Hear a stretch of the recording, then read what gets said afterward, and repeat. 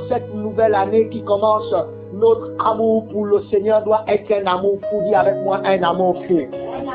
Notre zèle pour le Seigneur doit être un zèle débordant. Dis un zèle débordant. En fait, on ne doit pas nous forcer de faire certaines choses. Non.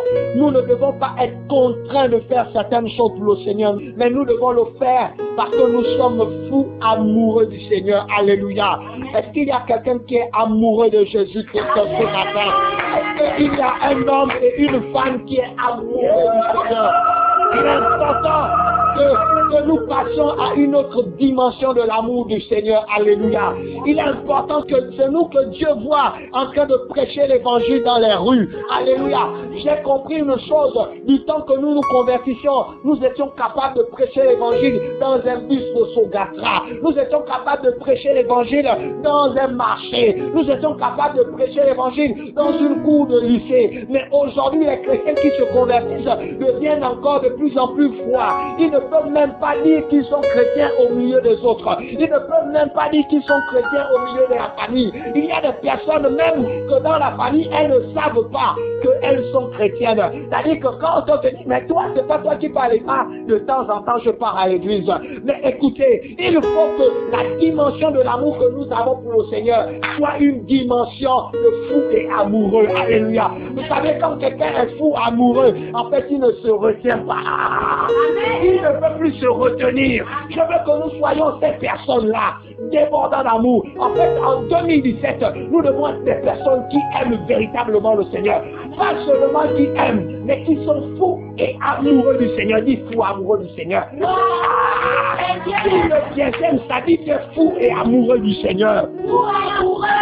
Nous n'accomplissons pas des exploits parce que nous sommes simplement amoureux. Mais nous devons être fous et amoureux du Seigneur. Alléluia. Nous devons être fous et amoureux du Seigneur. Tu te lèves là au milieu de la rue et tu commences à parler de l'évangile. Au milieu de la famille, tu commences à dire repentez-vous parce que Jésus a besoin de vos vies. Dans une réunion familiale, tu dis moi je suis chrétien, mais vous avez besoin de Christ. En fait, j'aimerais vous présenter Christ. Pour que nous arrivions à cette dimension, nous devons être fous et amoureux du Seigneur. Si nous sommes simplement amoureux du Seigneur, ça ne passe pas. Dis avec moi, ça ne passe pas. Dis avec moi, ça ne passe pas.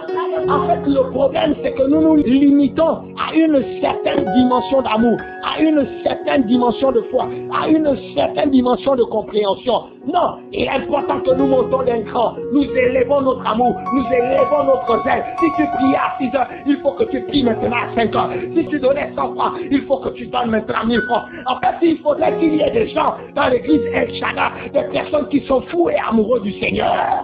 Alléluia. Alléluia. Nous devons être fous et amoureux du Seigneur. Je serai content, mon cœur sera dans la joie de voir des personnes qui sont fous et amoureux du Seigneur, qui n'ont pas honte, qui n'ont pas peur. Vous savez que quand vous êtes amoureux de quelqu'un, vous n'avez même plus peur. Je me rappelle à l'époque, on était capable même de sauter les fenêtres. Parfois tu es là déjà au niveau de la fenêtre à 24 heures dans la maison d'autrui parce que tu es amoureux de quelqu'un. C'est-à-dire que même quand la famille dit, mais attends, toi tu as bien vu, tu as bien regardé cette jeune fille là, tu dis, moi c'est belle, je suis amoureux de lui. Pour les jeunes dames, on dit, les jeunes dames, on leur a même dit, mais ils te donnent même quoi? Regarde, tu n'as même pas de ça. Regarde, même, tu n'as même pas de mèche. Tu n'as même pas la dernière Kardashian. Tu n'as même pas la chaussure. Ils te donnent même quoi? Tu dis, mais c'est mon cœur bat pour lui. Est-ce qu'il y a des personnes que le cœur bat pour Jésus ce matin? Est-ce qu'il y a des personnes que le cœur bat pour Jésus ce matin? En fait, quand tu es fou amoureux du Seigneur, même quand tu te retrouves seul à l'église, tu ne regardes pas les chaînes. Tu ne cherches pas à savoir ce que les gens vont penser de toi. Tu ne cherches pas à regarder ce que les gens vont dire de toi. Parce que toi, tu es venu pour Dieu et tu n'as pas besoin des hommes qui t'entourent. Tu n'as pas besoin de l'approbation des gens qui t'entourent. Tu as simplement besoin d'adorer ton Dieu, de louer ton Dieu. Je veux que quelqu'un crie Jésus. Ah, je veux que quelqu'un crie Jésus. Alléluia. En 2017, nous devons monter d'un cran. En 2017, nous devons monter d'un cran. Ce que nous faisons, en réalité, laissez-moi vous dire que c'est insuffisant. Ah, tu vas me dire, apôtre, comment cela? Je viens à l'église tous les jours, je donne ma vie, je donne mes offrandes. En fait, j'aimerais te dire que cela est insuffisant. Dieu a besoin de plus de foi, Dieu a besoin de plus d'amour, Dieu a besoin de plus de consécration, Dieu a besoin de plus d'engagement dans sa maison, Dieu a besoin de plus de zèle dans sa maison. Vous savez, le zèle est comme un feu qui dévore, qui brûle. Quand tu n'as pas fait quelque chose, tu n'es pas content. Quand tu n'as pas fait cette chose, tu ne peux pas véritablement. Le zèle, c'est un peu comparable à un feu. C'est-à-dire que tant que tu ne réalises pas la chose, ce feu-là ne peut pas te laisser. Écoutez, il faut qu'il y ait des gens zélés pour l'œuvre du Seigneur, zélés pour la maison du Seigneur, zélés pour les choses du Seigneur. Écoutez, même quand nous serons dans l'autre bâtiment, on n'a même pas besoin de dire que tel, viens balayer l'église, tel, viens mettre les chaises. Toi-même, parce que tu as le zèle du Seigneur, parce que tu es fou amoureux du Seigneur, tu ne regardes pas ce que les hommes vont dire, tu ne regardes pas ce que les hommes vont penser, mais toi, tu le fais pour le Seigneur. Alléluia. Le problème de beaucoup de personnes, c'est qu'elles vivent leur christianisme en fonction de ce que les gens pensent, en fonction de ce que les gens disent. C'est-à-dire que si les gens disent, ah, là-bas c'est pas bon, moi aussi, je dis que c'est pas bon. Si les gens disent, ah, vous êtes sûr que là-bas il y a le Seigneur, oh, on dirait là-bas aussi il n'y a pas le Seigneur. Non, nous ne devons pas vivre avec le Seigneur en fonction de ce que les gens disent, mais en fonction de ce que Dieu nous a dit. Oh, quelqu'un ne me comprend pas. Nous devons vivre en fonction de ce que Dieu nous a dit, de ce que Dieu a mis dans nos cœurs. Cette conviction-là, c'est cette conviction qui nous amène à poser les actes au quotidien. Écoutez, moi je suis quelqu'un, je n'attends pas que les circonstances soient favorables pour faire quelque chose. Même quand les circonstances ne sont pas favorables, je fais la chose parce que j'ai la conviction dans mon cœur. Il vaut mieux échouer en essayant que de ne jamais essayer. Alléluia. C'est-à-dire que quand tu as la conviction de quelque chose, n'attends pas forcément que tout le monde s'engage avec toi. N'attends pas forcément que tout le monde soit de ton avis. Amen. Parce que la vie du plus grand homme parfois peut être son peur. C'est-à-dire que quand tout le monde va dire oui, je suis d'accord, oui, oui, c'est bien, oui, tu as l'âge, oui, c'est bon.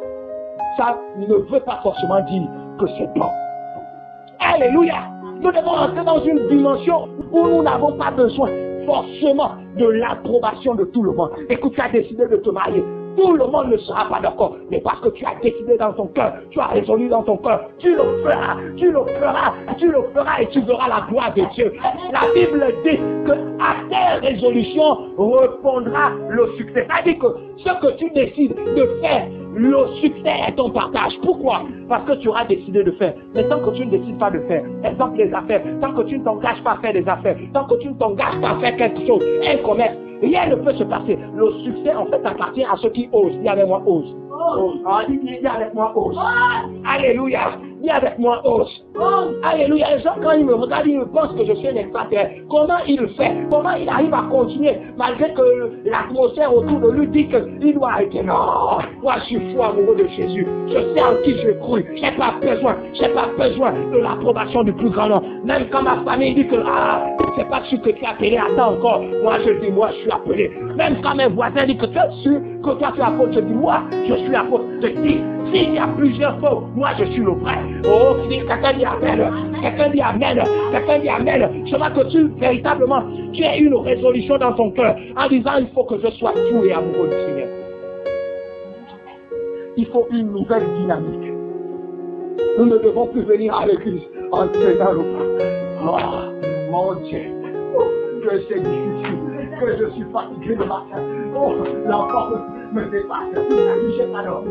Non, nous devons venir comme David dit qu'il y a la joie. Quand on me dit allons à la maison de l'Éternel. David était quelqu'un, quand on lui dit que c'est le jour de l'Éternel, il commence à se lever le matin et il commence à courir pour aller dans la maison de l'Éternel. Est-ce que quelqu'un peut se lever et courir et dire Jésus? Oh, tu es assis, j'ai demandé de se lever et courir, dit Jésus. Alléluia. Amen. David disait, je suis dans la joie quand on me dit allons à la maison de l'Éternel. Mais nous, quand on dit c'est le dimanche, c'est le jour où on est le plus fatigué, c'est le jour où on a du mal à se lever, c'est le jour où on veut faire la classe matinée. Oh Seigneur, le dimanche est encore venu, l'apôtre encore nous dit quoi? Non, ça doit changer. En 2017, quand c'est le dimanche, tu te lèves. Loïc, réveille-toi. Élie, réveille-toi. Non, ne dormons plus. 6 heures du matin. Dès que tu es prêt, tu n'as pas besoin d'attendre 10 heures pour venir dire Amen. Alléluia. En fait, nous avons besoin d'un autre degré pour voir véritablement la manifestation de Dieu s'accomplir, pour voir les grandes choses dans notre vie, pour voir véritablement la gloire de Dieu dans nos vies. Il faut que nous arrivions à une dimension de folie. Alléluia. Il faut qu'on arrive à dire, c'est-à-dire que si on ne t'a pas dit encore que tu es fou, ça veut dire que tu n'es pas encore normal. Ça veut dire que tu ne fais pas encore le bon christianisme. C'est que tu ne plais pas encore au Seigneur. Ça veut dire que quand tu cherches forcément à plaire à tout le monde, comprenez-moi bien, quand tu cherches à plaire à tout le monde, ça veut dire que tu attends que tout le monde dise que c'est que tu fais ce bien. Mais quelle église dans la maison? Tu cherches à plaire. Moi c'est une grande église. Moi c'est comme ça. Quand tu cherches à plaire forcément à tout le monde, parfois même, Dieu n'est pas concerné dans ce que tu fais. Alléluia. Ne cherchons pas à plaire aux gens. Ne cherchons pas à plaire aux gens, mais plutôt plaisons à Dieu. Plaisons à Dieu. Cherchons à faire plaisir à Dieu. Écoute, quand tu fais plaisir à Dieu, cela forcément va faire des cris derrière toi.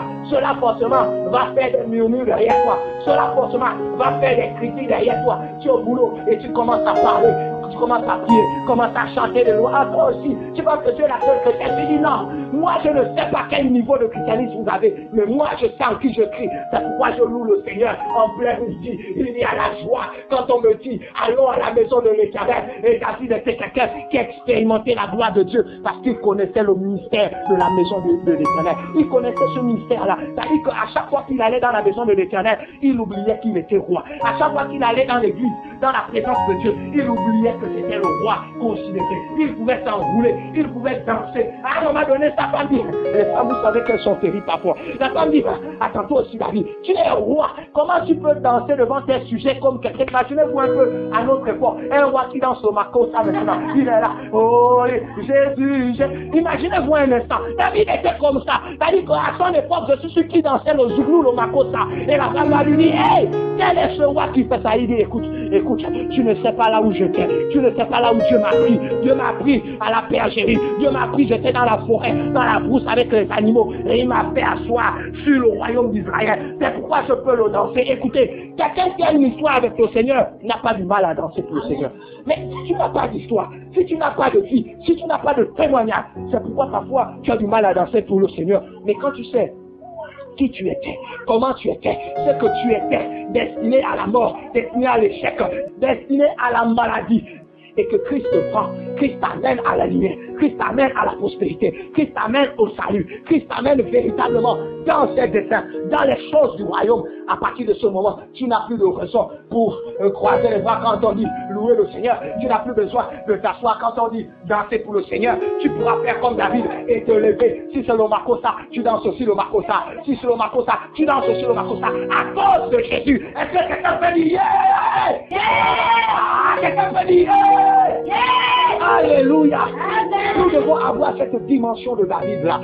Écoutez, les personnes qui ont affecté dans la Bible, ce sont les personnes qui savaient toucher le cœur de Dieu. David était mauvais, farouchement. C'était quelqu'un qui faisait du mal.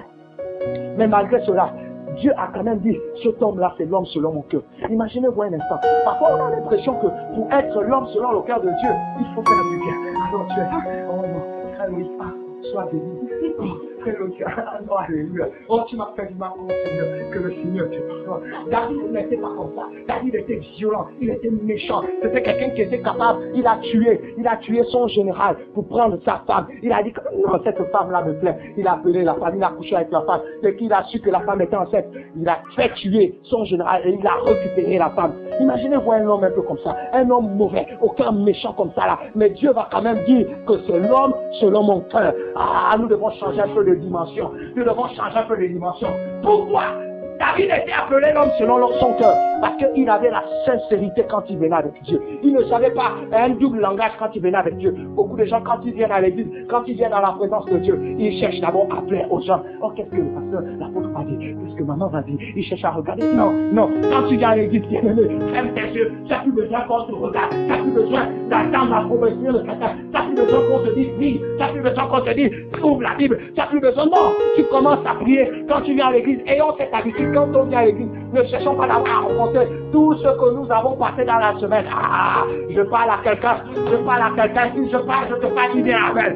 On cherche d'abord à raconter comment ça va. Oh, quel diable, non, quand on vient à l'église, dans la maison de Dieu, quand on vient dans la demeure de Dieu, tu viens, tu te protèges, tu es dans un coin en train de chercher le Seigneur, en train de prier pour que Dieu te fasse grâce. Et c'était ça le secret de David. C'était ça le secret de David. C'était un véritable adorateur. C'était quelqu'un qui connaissait toucher le cœur de Dieu. Et aujourd'hui, peu de gens savent toucher le cœur de Dieu. Aujourd'hui, beaucoup de gens savent toucher le cœur des pasteurs. Beaucoup de gens savent toucher le cœur des hommes. Faire des choses qui plaisent.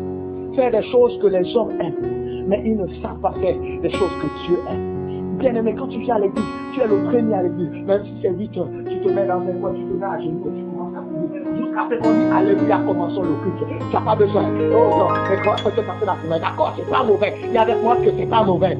Moi, je dis bien que c'est pas mauvais. Mais l'essentiel n'est pas là. On dit, regarde, quelqu'un dit, c'est pas mauvais. Regarde dans les yeux, dis bien que c'est pas mauvais. Mais l'essentiel n'est pas là. Regarde une personne et dit, c'est pas mauvais. Mais l'essentiel n'est pas là.